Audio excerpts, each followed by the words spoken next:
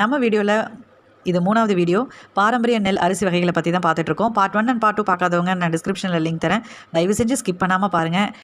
உங்களோட வீட்டு குழந்தைங்களுக்கு இதை ஷேர் பண்ணுங்கள். அவங்களும் தெரிஞ்சுக்கிட்டோம் நம்மக்கிட்ட எந்த அளவுக்கு பாரம்பரியமான பொருட்கள்லாம் இருந்திருக்கு, அது எல்லாத்தையுமே நம்ம இழந்திருக்கோம். திரும்பவும் எப்படி அதை கொண்டுட்டு வரணும் அப்படிங்கிறதுனால தான் நான் இதை திரும்பவும் ரொம்ப ஃபோக்கஸ் பண்ணி நான் சொல்கிறேன். ஸோ ஸ்கிப் பண்ணாமல் அந்த 2 வீடியோவும் பாருங்கள். இப்போ நம்ம இன்றைக்கி பார்க்க போகிறது நம்ம இழந்த நெல் வகைகள் அரிசிகளை, அதோட பலன்களை நம்ம தெரிஞ்சுக்கலாம். ஹைலைட்டடான அரிசிகளை பார்க்கலாம், ஹைலைட்டடான நெல் வகைகளை பார்க்கலாம். ஏன்னா ஓரளவுக்கு எல்லாத்தையுமே நம்ம திருப்பி கொண்டு வர முடியாது. 400+ இருக்குது நம்மக்கிட்ட நெல் வகைகள், நம்ம முன்னோர்கள் பயன்படுத்தியிருக்காங்க. அது எல்லாமே கிடைக்குமா அப்படின்னா அது கொஞ்சம் கொஷின் மார்க் தான். அட்லீஸ்ட் இருக்கிறத நம்ம பாதுகாக்கலாம். சரி, ஃபர்ஸ்ட் ஒன் கருப்பு கவுனி அரிசி. நம்ம மன்னர்கள் அந்த காலத்தில் சாப்பிட்ட அரிசி தான் இது. இது புற்றுநோய் வராது. முக்கியமான ஒரு பாயிண்ட்டு, ஹைலைட் பாயிண்ட்டு நோட் பண்ணிக்கோங்க. இன்சுலின் சுரக்கும். ஸோ யாருக்காவது சுகர் பிரச்சனை இருக்குன்னா தயவு செஞ்சு கருப்பு கவுனி அரிசியை பயன்படுத்துங்க. அடுத்தது செகண்ட் ஒன் மாப்பிள்ளை சம்பா அரிசி. நரம்பு உடல் இந்த பிரச்சனை இருக்கிறவங்களுக்கு, உடல் வலுவாகும், இந்த மாதிரி சம்மந்தப்பட்டவங்க தயவு செஞ்சு இந்த அரிசியை நீங்கள் சாப்பிட்லாம். ஆண்மை கூடும். அடுத்தது 3வது பூங்கார் அரிசி. இது சுகப்பிரசவமாகும், தாய்ப்பால் ஊறும். அதுக்காகவே ஸ்பெஷலாக நம்ம முன்னோர்கள் இந்த அரிசியை பிரித்து, இந்த மாதிரி ஒவ்வொரு இதுக்கும் ஒவ்வொரு பலன்கள் இருக்காங்க, பிரித்து கண்டுபிடிச்சி வச்சுருக்காங்க. அடுத்தது 4வது காட்டு யானம் அரிசி. நீரிழிவு, மலச்சிக்கல், புற்றுநோய் சரியாகும் இந்த அரிசியை சாப்பிட்டு வந்தா. அடுத்தது கருத்தக்கார் அரிசி. மூலம், மலச்சிக்கல் போன்றவை சரியாகும். அதுக்கப்புறமா காலா நமக் அரிசி. இது புத்தர்கள் அந்த காலத்தில் இந்த அரிசியை சாப்பிட்ருக்காங்களாம். மூளை, நரம்பு, ரத்தம், சிறுநீரகம் இது எல்லாமே சரியாகுமா. அப்புறமா மூங்கில் அரிசி. இது மூட்டு வலி, முழங்கால் வலி இந்த மாதிரி பிரச்சனை இருக்கிறவங்க இதை சாப்பிட்லாம். மெயினாக மூட்டு வலி, முழங்கால் வலினா என்ன அர்த்தம்னா கால்சியம் டெஃபிஷியன்சி. ஸோ அந்த எலும்பு சம்மந்தமான பிரச்சனைகள் எல்லாமே சால்வ் ஆகும். அடுத்தது நம்ம இப்போ 8வது பார்க்குறோம். 60ஆம் குருவை அரிசி. எலும்பு சம்மந்தமான எல்லா பிரச்சனைக்கும் இந்த அரிசியை சாப்பிட்டு வரலாம். 9வது இலுப்பை பூசம்பா அரிசி. பக்கவாதத்திற்கு ரொம்ப நல்லது, கால்வலி சரியாகுமா. அடுத்தது 10வது தங்கச்சம்பா அரிசி. பல், இதயம் இந்த 2 விஷயத்துக்காக இந்த அரிசியை பயன்படுத்தலாம். 11வது கருங்குருவை அரிசி. இழந்த சக்தியை நம்ம திரும்ப கொண்டுட்டு வரணும். எப்பேற்பட்ட கொடிய நோயாக இருந்தாலும் சரி, அதுக்கு நீங்கள் என்ன A to Z, மிஞ்சி போனால் A to Z தானே பேர் வைப்பீங்க, அது என்ன பேர் இருந்தாலும் சரி இந்த அரிசி சாப்பிடுங்க, சரியாயிடும் அப்படின்னு சொல்கிறாங்க. 12வது கருடன் சம்பா அரிசி. ரத்தம், உடல், மனம். ஸோ பாயிண்ட்டை நோட் பண்ணுங்கள். மனசு சுத்தமாகணும்னா கூட அதுக்கும் அரிசி இருந்திருக்கு நம்ம பாரம்பரியத்தில். 13வது கார் அரிசி. தோல் நோய் சரியாகுமா. 14வது குடை வாழை அரிசி. குடல் சுத்தமாகுமா.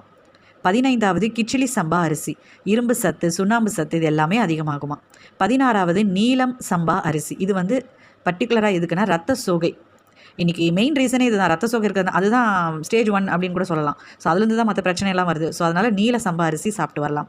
17வது சீரக சம்பா அரிசி. இது அழகு தருமா. அழகுக்காகவே இந்த அரிசியை சாப்பிட்லாம். எதிர்ப்பு சக்தி அதிகமாகுமா. ஸோ அழகுக்காகவாது நம்ம இந்த அரிசியை வாங்கி சாப்பிட்ணும். 18வது தூய மல்லி அரிசி.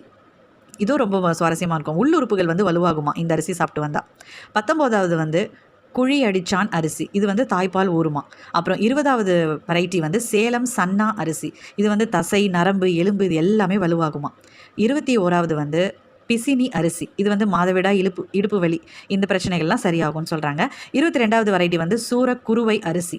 பெருத்த உடல், நீங்கள் ஒல்லியாகணும்னு நினச்சிங்கன்னா இந்த அரிசி சாப்பிட்டா போதும் அப்படின்றாங்க. 29வது டைப் வாலான் சம்பா அரிசி. இது சுகப்பிரசவமாகுமா.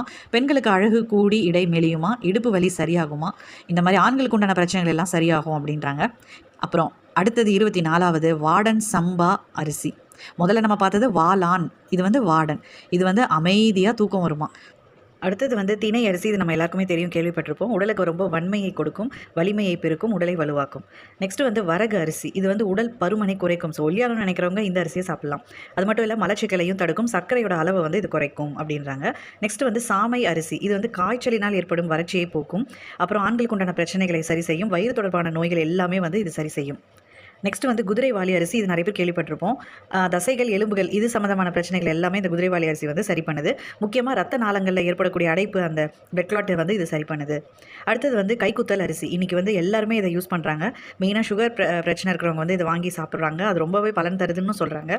ஸோ சுகர் பிரச்சனை வர வரைக்கும் வெயிட் பண்ண வேணாம். அதுக்கு முன்னாடியே வாய்ப்பு இருக்கிறவங்க கண்டிப்பாக இது வாங்க. கொஞ்சம் காஸ்ட்லின்னு நினைக்கிறேன். ஸோ இது உடலுக்கு தேவையான சத்துக்கள் எல்லாமே கிடைக்குது. முக்கியமாக புற்றுநோயை வராமல் தடுக்கிறது. அப்புறமா சிறுநீரக கல் வராமல் தடுக்குது. நெக்ஸ்ட் சிவப்பு காட்டு அரிசி.